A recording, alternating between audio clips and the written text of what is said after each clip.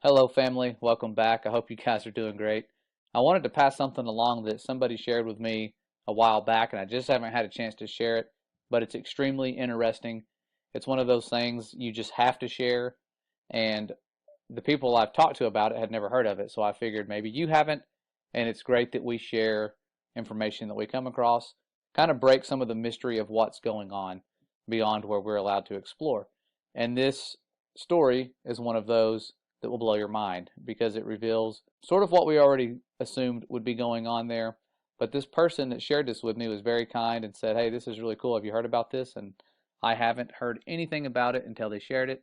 This channel here, Yup 0123, and they said, "I found this on Facebook and I think it's worth sharing with you all. I kept the original post's layout untouched to keep its originality." So they've broken it up. You'll see what I'm talking about, or what they're talking about here in just a second. And the story, I will scroll to it, starts right here. And this person reached out on one of those truther Facebook pages. There's lots of them where they were talking about the firmament. And they had a military background.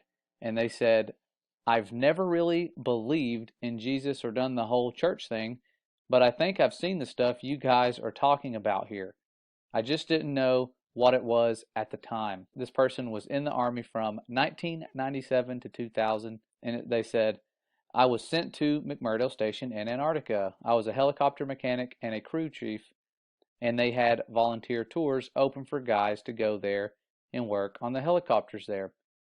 When they asked for volunteers," sorry, there's some typos here. I'll try to read it and say what I believe they were trying to say. But it says, when they asked for volunteers, a bunch of us applied, but only me and one other guy got accepted. The application process had a bunch of questionnaires that we had to fill out, and we had to sit for a bunch of one-on-one interviews. It was mostly just a bunch of questions about what our interests and beliefs were. It's weird that they would ask about their beliefs.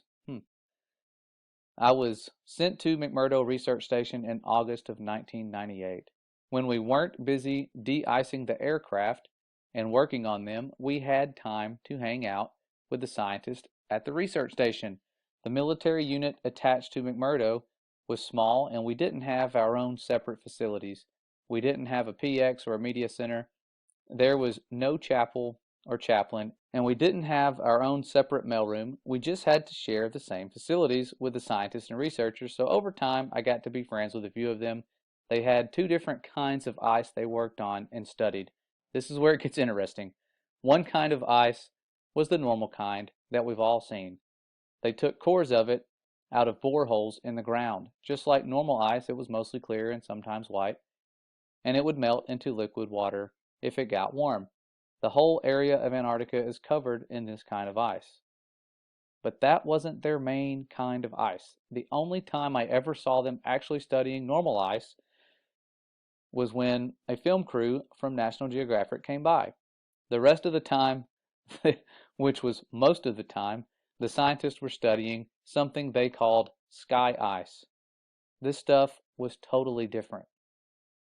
We were never allowed to go into the laboratory areas of the station because the labs had to be kept super clean, and they said it would mess up their work if they risked letting too many people in the lab.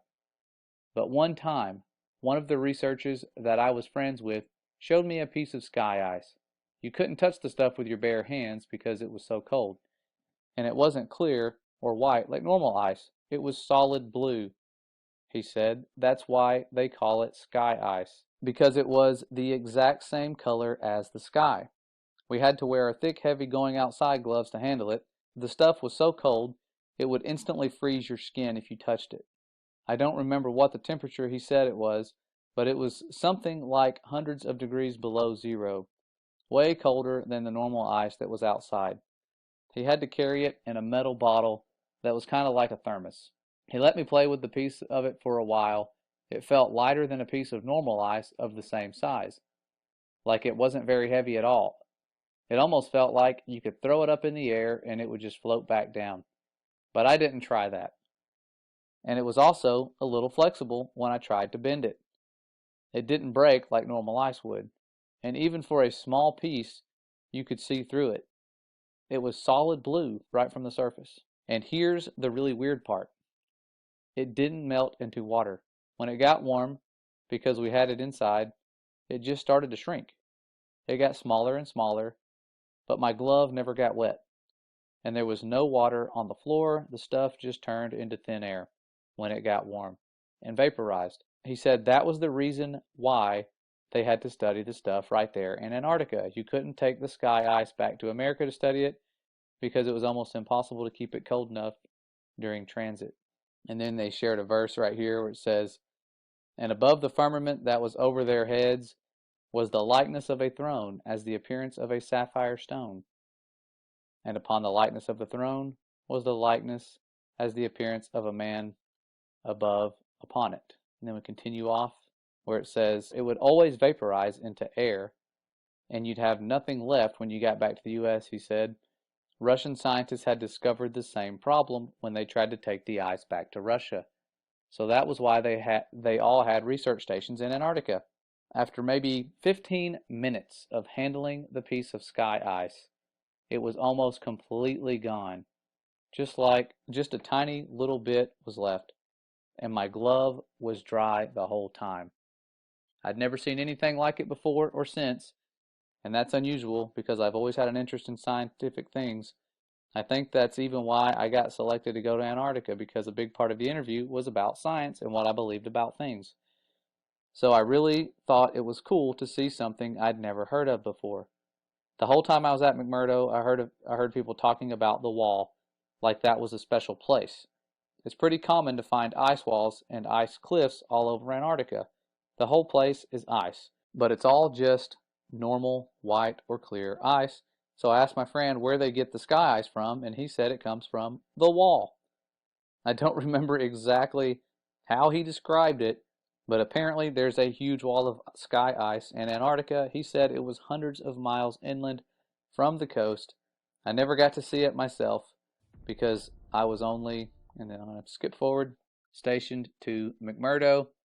I didn't get to go out on expeditions. He said it was the biggest natural structure in the world. Imagine that. He said that in the 1960s, the U.S. Army had a plan to bore a tunnel into the wall, but they didn't have a boring machine that could handle the super cold temperatures, so they had a whole testing project in Greenland where they developed ice tunnels and invented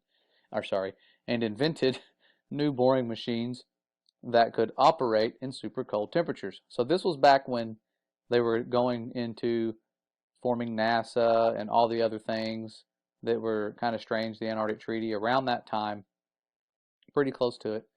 And he says, like they did this whole big thing in Greenland for just practice. So it was like they were practicing to bore into the sky ice. I'm not an expert on that, but that's just what he told me. Then, once they had the new boring machine figured out, they brought it to the ice wall, or to the wall in Antarctica. He said that the machine bored a tunnel. I don't remember exactly, it was like 5 or 10 miles into the wall, but that they never broke through the other side of the wall, and that they still don't know how thick the wall is even to this day. And I'm probably not remembering this part correctly, but I think he said that at first the floor of the tunnel was solid rock, but after a mile or two in, the floor was sky ice, like it was sky ice underneath after a certain point, or something like that. And apparently the wall slowly builds itself back up. So it slowly builds itself back up after you cut it, because after a year or so, the tunnel had shrunk smaller all by itself, like a self-healing wound. It starts closing up. They had to leave the boring machine inside the wall because the tunnel shrunk too small to get it back out. And after a few decades, the tunnel was completely gone, like the part of the wall was solid again. He said that now the scientists were trying to use technology to figure out how thick the wall is. He said something about putting earthquake sensors all along the wall, and that somehow you could measure the signal from an earthquake to see how thick the wall is. But he kind of lost me on that part. I never really thought about any of that after I left. It was really weird stuff, but I didn't think it was a big deal at the time. But then a few weeks ago, I saw a map of the wall in Antarctica, except the map was all flat and crazy looking, and it showed the wall going all the way up over the whole Earth. So since then, I've been trying to learn more about the sky ice that I saw and the wall that I heard about, but I can't find anything at all. So now I'm really wondering if there could be a connection here. And that's how I found this group. So I hope that maybe some part of my experience will help someone figure something out. Well, thankful to that person. If they were telling the truth, that is some very interesting information given what we know surrounds us. We know that the firmament's not just made out of ice. It's something special. That could just be something near the foundation to prevent you from going all the way to it.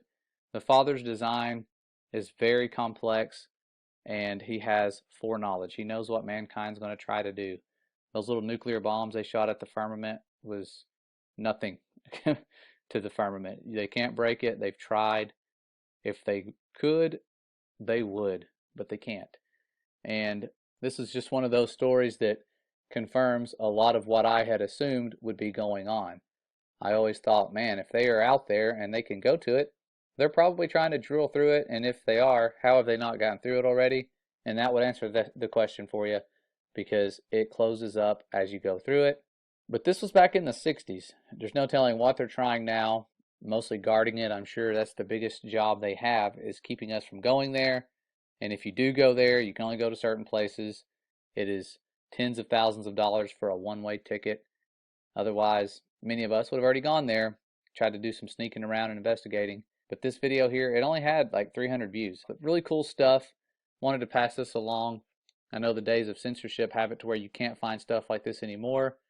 And I remembered putting it in my Firmament playlist. I just wasn't sure if you guys had heard about this and wanted to pass it along to you. Answers some questions that most of you, if you're like me, had about what's going on out there and what are some of the properties near the foundation of the firmament, if they're even close to it. Could go on like that for many, many miles. Who knows?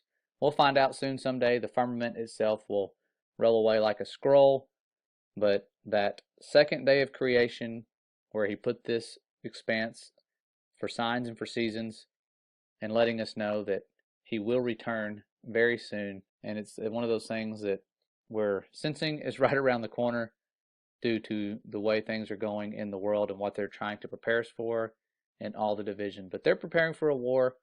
I'll go over that in a little while in another video, what they're preparing for and how you can be prepared yourself to not fall for the deceptions to come. But see you guys around soon. I know that this is a random video and I'm just trying to put this stuff out there and stop procrastinating and share the information that I have while we still can. I'll see you guys really soon. Stay safe and stay ready.